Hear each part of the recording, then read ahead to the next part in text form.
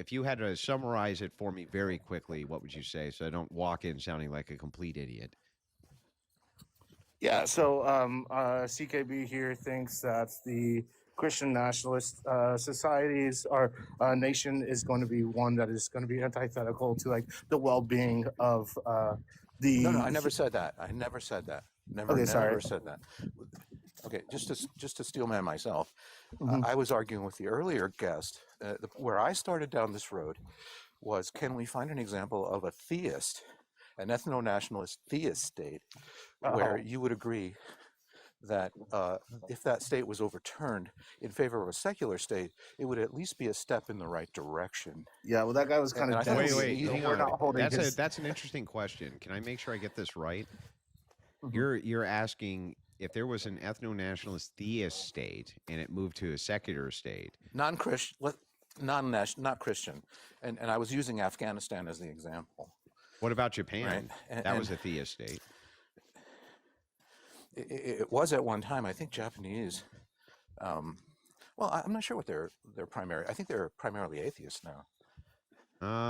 Maybe, but you know the idea of I think the Chinese are that primarily social society, though. I mean, they were basically under Buddhism, right? And they still had no. It was Shintoism. Shinto and Buddhism. Yeah. No, okay. Shinto and Buddhism were the primary religions. The other more glaring examples. The other more glaring examples are Northern Europe, which are primarily atheists. Well, and Western Europe is climbing as well. Yeah, the Nordic states are primarily significantly atheist. Yep. European atheism. But don't you agree that that's that's leading to suicidal empathy, which is they're literally replacing their own populations with immigrants because they can't reproduce? I'm going to say that doesn't have anything to do with a lack of belief in a God. It's just more. No, I think it does. Factors. And let me give you my argument. Are you aware under Christianity, for instance, that there is an edict to reproduce if you can? Yeah, and that's not that gets back to the argument earlier where we couldn't pin down my other friend on whether the United States was a Christian country or not. Well, but hang on. This doesn't get back to that argument. I'd like you to contend with the one I'm making. It is, in fact, the case that if you look at the religious birth rates around Western Europe, Eastern Europe, the United States, Australia, etc., you will find that the religious outproduce in children the non-religious or secularists. Now, I'm going to say non-religious because secularist means something slightly different, but I think you're using the terms interchangeably. So I am, for the sake of this argument, going to do the same. The secularists are not producing. The secularists are not producing at the same rates. If that's the case, they have to look abroad for people to take care of their elderly. And isn't that a form of suicidal empathy ultimately? Because they sell it to the public as they're replacing their own peoples. How is that a good thing for society? Well, you have a series of assumptions and premises here that I can't agree to.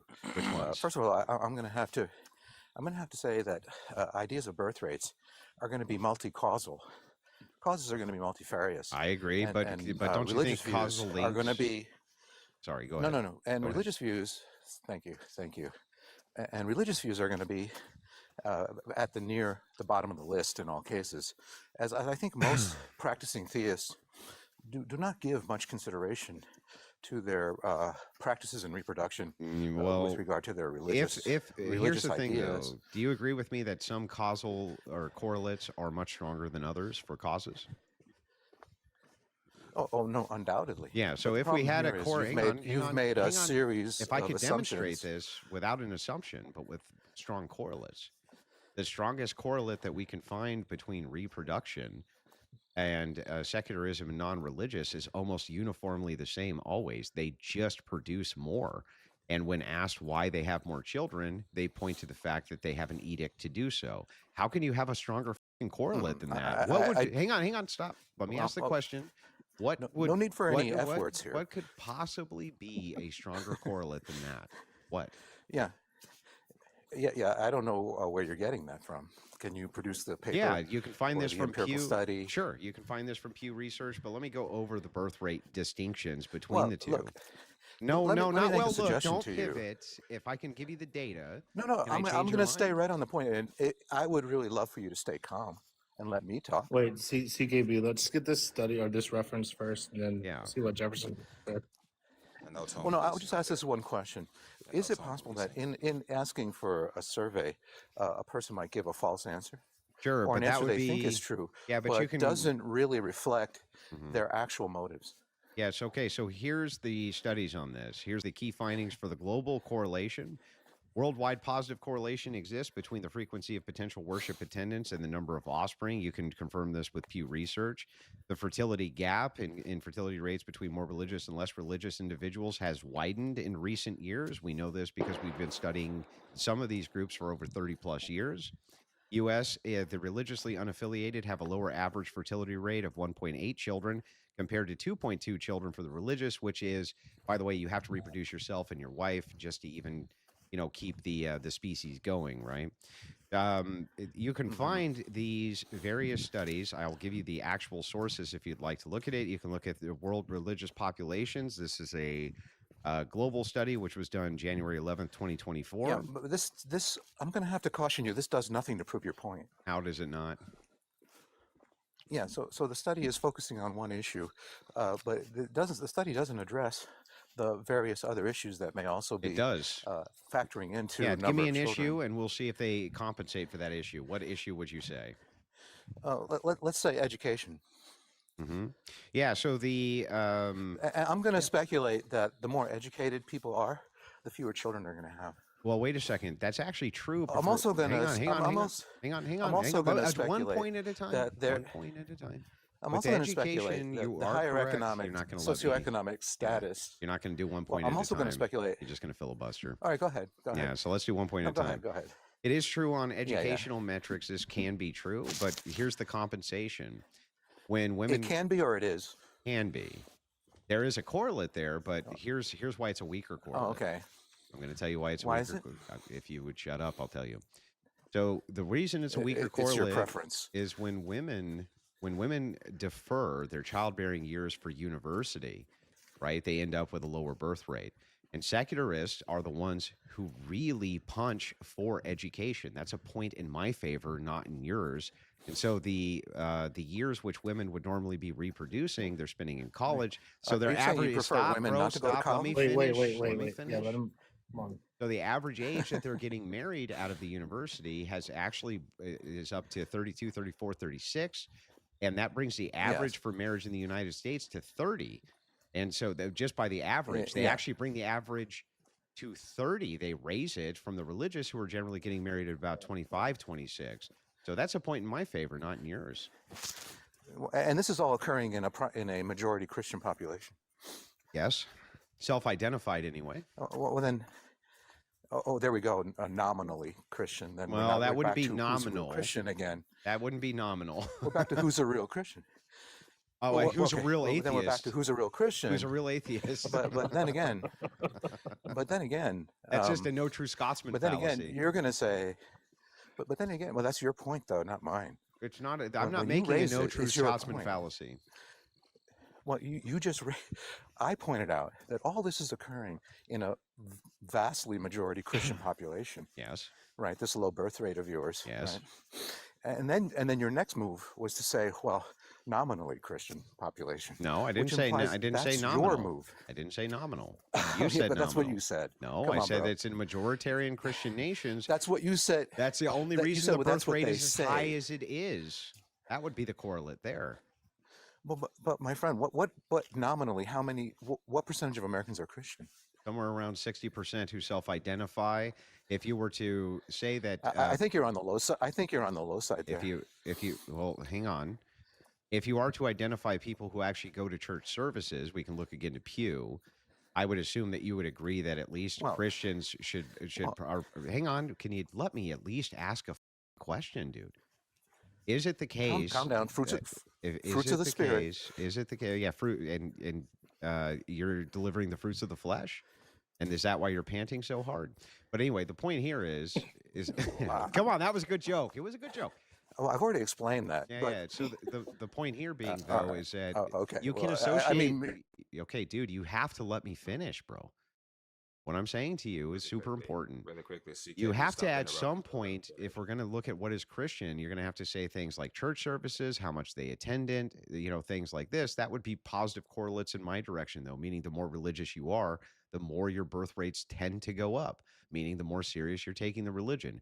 Whether you consider those nominal Christians or not, I don't know, but it has nothing to do with anything. Those are still points in my favor. Anyway, go ahead, man. Okay, and we can also agree, the less educated a person is, the more likely they are to have more children. Well, for women, that's true. For men, not so much. Well, did you hear what I said? For women, okay, that's true because they have a fertility clock. For men, not so much. You have evidence that poorly educated men no, are highly having educated fewer men. children.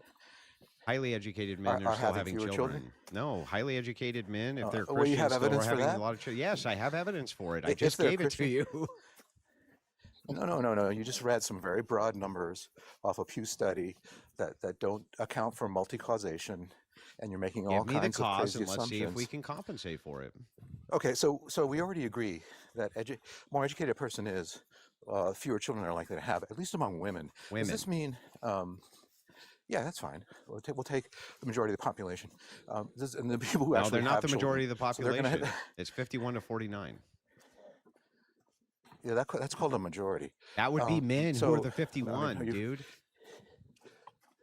Men are the majority of the population. I believe it's 51 to 49. Yeah, let me look. You believe? I think you so. Believe? If I'm incorrect, I'll correct myself. Yeah, please do. So are you saying, as an implication from what you're saying, are you saying that it would be salutary under a Christian nationalist state if we prohibited? Okay, so hang on. I'll correct. You were right. Women are 0.8%, less than 1 percentage point higher. They're still the majority, though, right? Yeah, but yes, that's true. But it's when you're talking about nominal, that's really nominal, less than 1%. It's almost completely we'll take an this even example spread. as a. We'll take this example as a fair grasp of your understanding of the literature. You mean me correcting myself? Yeah, very good. So, but the thing you refuse to do. So, well, what am I supposed to correct myself on? Well, at this point, you haven't given me any correlates that I should focus on other than the major correlate here. And if you do, we can compensate for it.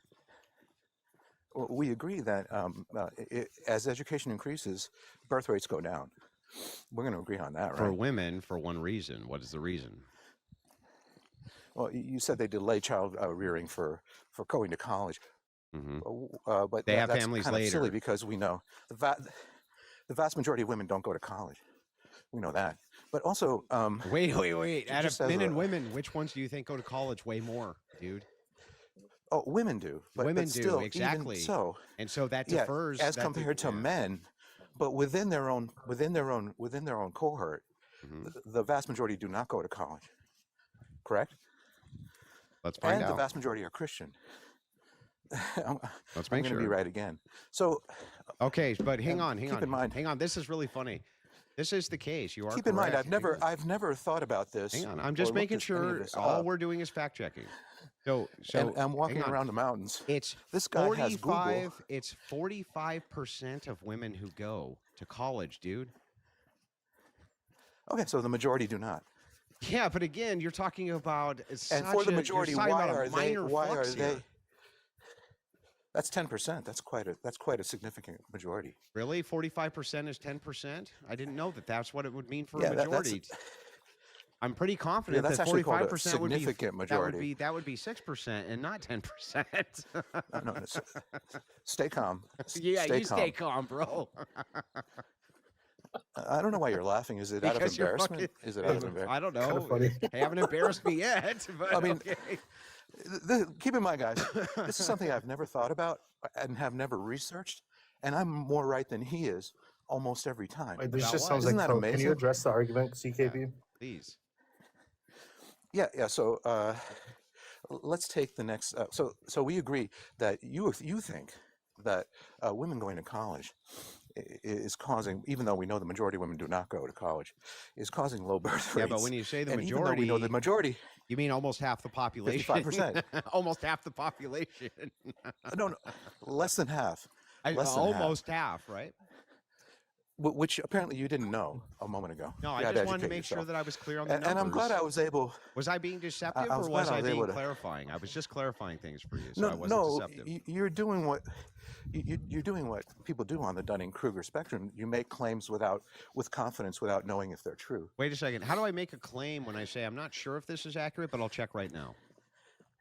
No, you made a claim, and then you suddenly realized to yourself, I don't think I know this. That would be the opposite of Dunning-Kruger. That would be me making sure that my claim was correct before I made it. Well, yeah,